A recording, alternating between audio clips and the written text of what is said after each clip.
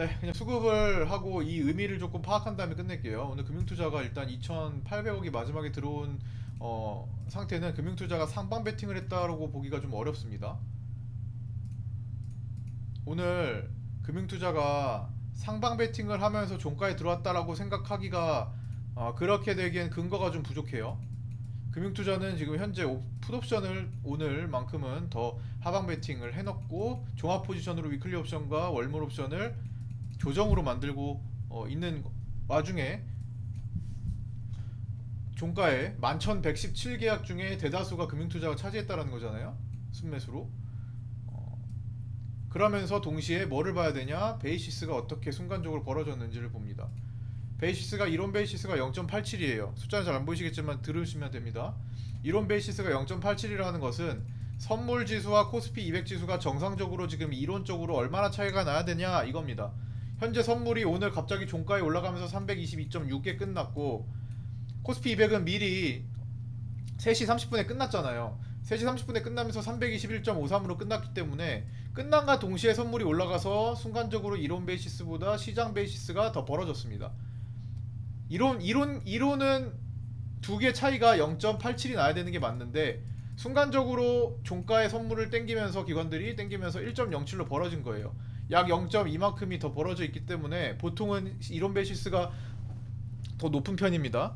그러면 내일 특별하게 미국 증시가 강하지 않는 이상 마감 때 아침에 봤는데 미국 증시가 정말 2, 3%, 3, 4% 이렇게 올라가지 않는 이상 웬만한 평균치 1.5%한통 이하로 끝난다라고 봤을 때 이 이격도를 다시 좁히는 방향으로 진출할 가능성이 더 높아요. 일단 아침에 오전장이 특히나 그렇게 되면은 기관들은 자연스럽게 무리한 베팅이 어떻게 들어갔는지는 좀 더 파악해봐야 되겠지만 어쨌든 순간적으로 베이시스를 좁히기 위해서 선물이 고평가됐기 때문에 내일 아침에 선물 자동 매도가 나올 겁니다. 일반적으로는요. 기계적으로 프로그램 매도가 나와요. 그러면서 상대적으로 저평가된 현물을 사들입니다. 오늘과 반대 포지션이 되는 거예요. 오늘은 오전까지만 해도 평소에 금융투자가 보이던 매수 차익 거래가 아니라 매도 차익 거래가 이루어졌습니다. 즉 현물을 매도하고 선물을 상대적으로 저평가되어 있던 선물을 사들이는 방향으로 가다가 장중에 크로스됐어요.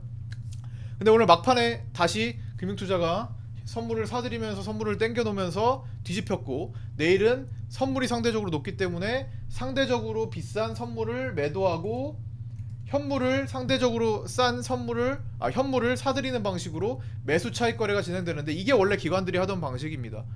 오늘은 약간 평소에 하던 방식들과 좀 다른 매매들을 했어요. 각 투자 주체들이. 개인들은 원래 최근에 많이 열심히 팔아와서 은행으로 넘어가던 시기였는데 오늘은 현물과 선물을 일부 매수하고 또 특히나 옵션도 콜옵션 베팅을 했습니다. 상방 베팅을 혼자 했죠. 그 다음 외국인들은 평소에 양매도를 하지 않습니다. 외국인들은 한방향 옵션만큼은 한방향으로 조금 포지션을 좀 넓히는 경향이 있어요.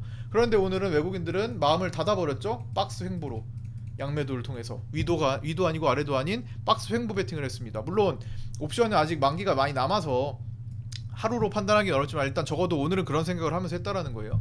그러면서 선물을 매도했는데 보통 일반적으로 최근까지 외국인들은 선물을 매도할 때 올려졌을 때 매도합니다. 그래서 차익을 냈죠. 기관들이 땡겨줬을 때 매도를 해요. 오늘 종가에 약간 그러긴 했는데 400억가량. 근데 오늘 오전, 오후 전체적으로 평소와 다른 매매 행태를 보였습니다. 외국인들이 매도할 때 힘을 좀 더 실었어요. 그 다음에 기관들도 평상시에는 외국인들이 보였던 옵션 매도, 이 양매도를 기관들이 보통 합니다만 오늘은 풋옵션에 집중을 했습니다. 그러니까 세 개의 투자 주체가 오늘 평소와 다른 매매를 했어요. 평상시에 평균적으로 보이던 매매 행태와 조금 변칙적으로 행동을 했다라는 거예요. 이게 하루에 그칠지 연속적으로 또 매매 행태를 전환시킬지는 뭐 내일부터 좀 지켜봐야 되겠죠. 다만 이번 주에 있는 일정들을 좀 생각해 볼 필요가 있습니다. 이번 주에 일단 가장 금요일에 생각 드는 게 미국의 옵션 만기일인데 미국 옵션 만기일 쇼 포지션이 미처 정리가 되지 않았어요. 미처 정리가 되지 않은 채로 쇼커버링 일부 나오면서 급등이 나왔었죠. 지난주에 누르는 힘들이 생길 가능성이 높아 보입니다. 어떤 사유를 들어서든 이 옵션 만기일에 쇼 포지션인 남긴 자들이 뭐라도 불화를 만들어서라도 밀려고 할 거예요. 그게 이제 그 사람들이 이길지 질지까지는 모르겠습니다만 어찌됐든 저런 세력이 있다라는 거 하나만으로도 방해가 된다라는 거죠. 그 다음에 CPI 발표 이후로 CPI 때 7.7을 발표해서 급반등한 이후로 처음으로 연준 부의장급 연설이 있습니다. 오늘 브레이너드 부의장은 평상시에 상당히 비둘기파적, 상당히 온화한 스탠스를 취하고 있었던 분인데 최근 올해 들어서 점점 이 매파적으로 좀 이동을 했다가 뭐 왔다 갔다 했거든요. 근데 과연 오늘은 어떤 발표를 할지 이것도 시장의 관심사가 되겠죠. 그 다음에 이제 각국의 정상회담들 일정 있고, 정상회담은 이번에 이제 평화를 위한 정상회담일 가능성이 높아요. 점점 그동안에 각 국가들이 이렇게 벌어져 있었어요. 사이가 벌어져 있다가 이제 회담을 시작합니다. 대화를 좀 해보자 시작해요. 이렇게 벌어져 있던 게 크로스가 될 겁니다. 굉장히 각 국가들의 사이가 벌어져 있는 시기였죠. 2022년도에. 그러면서 경제가 많이 무너졌었던 시기고, 이제 그거를 다시 원위치를 시키기 위해서 대화를 시도합니다. 각국의 이제 좀 이게 다시 교류가 시작되고 서로 간에, 그러면서 다시 정점으로 몇 년 동안 만들게 돼요. 그러면서 시장은 다 올라가죠. 여기까지 오는 동안에 시장은 다 올라가게 됩니다. 계속 그런 것들을 반복하는 역사였어요. 역사적으로 계속 반복합니다. 그런 것들을 싸웠다가 화해했다가 싸웠다 화해했다가 이렇게 가요. 뭐 화해까지는 아니어도 어쨌든 싸우고 교류하고 싸우고 교류하고 이렇게 갑니다. 다만 앞으로의 일들은 앞으로 우리가 살아가는 동안에는 제가 예전에도 말씀드렸지만 다툼이 잦아질 시기를 살아갑니다. 에너지 전쟁 때문에 기온 때문에, 북반구 기온 때문에 에너지 패권 전쟁이 지속될 수밖에 없어요. 그러니까 점점 이 전쟁의 위험이 더 많은 시기를 보내긴 할 겁니다만 당장 몇 년간은 다시 간극을 좁히는 평화를 위한 시기로 진행될 가능성이 전 높다고 보고, 그 시간 동안 시장이 세계 증시가 긍정적으로 흘러가고 그 사전에 그런 준비를 하는 누군가의 거대한 돈들이 바닥에서 진입을 한다라는 겁니다. 지금 그게 최근에 급 전환을 통해서 진행되고 있었고, 우리나라도 마찬가지지만 우리나라는 좀 더 먼저 진행이 됐지만 그게 미국 증시에서 강한 시그널이 나왔다라는 겁니다. 다우존스 지수만 봐도 지금 거의 뭐 또 이렇게 하다가 금방 또 신고가를 낼 수 있을 정도로 많이 올라왔어요. 나스닥은 아직 그 정도까지는 아니지만 강한 터닝 포인트, 전환 신호를 보내왔습니다. 구름대 안으로 들어왔죠. 쌍바닥 강력한 신호로 연속 이틀 살려놨죠. 돈도 들어왔죠. 다만 일부 남은 숏 포지션을 정리를 하는 그 기간 동안에는 조심을 해야 되겠지만 앞으로 이런 환경들이 장기적인 우상향도 가능하게 만듭니다. 다만 미국 증시는 신흥국 증시보다 저는 약할 가능성이 높다고 봅니다. 아직 추세 돌파도 못했고 너무나 많은 전 세계의 개인 투자자들이 아직도 붙어있다라는 점. 우리는 많은 개인 투자자들이 빠져나갔고 환경이 달라요. 개인들이 몰려 있는 거는 쉽게 수익을 허락하지 않습니다. 최근에 코인 시장도 개인들이 워낙 많이 버티고 있다 보니까 오르는 척해도 다시 밀리고 하잖아요. 사건도 터지고. 이제는 그런 가상자산에서 현물 증시, 현물 자산으로 옮겨 오는 게 훨씬 유리할 때입니다. 주식 투자의 시대가 바야흐로 다시 돌아왔다라는 거예요. 2년 전을 떠올리면서, 물론 2년 전처럼은 안 되겠지만 하여튼 그런 시기니까 잘 판단하셔가지고 내 자산을 어떻게 운용해야 될지 전략을 잘 세워보시기 바랍니다. 오늘 최근에 쉬다가 최근에 우리 동호회에서는 매매를 많이 시작했어요.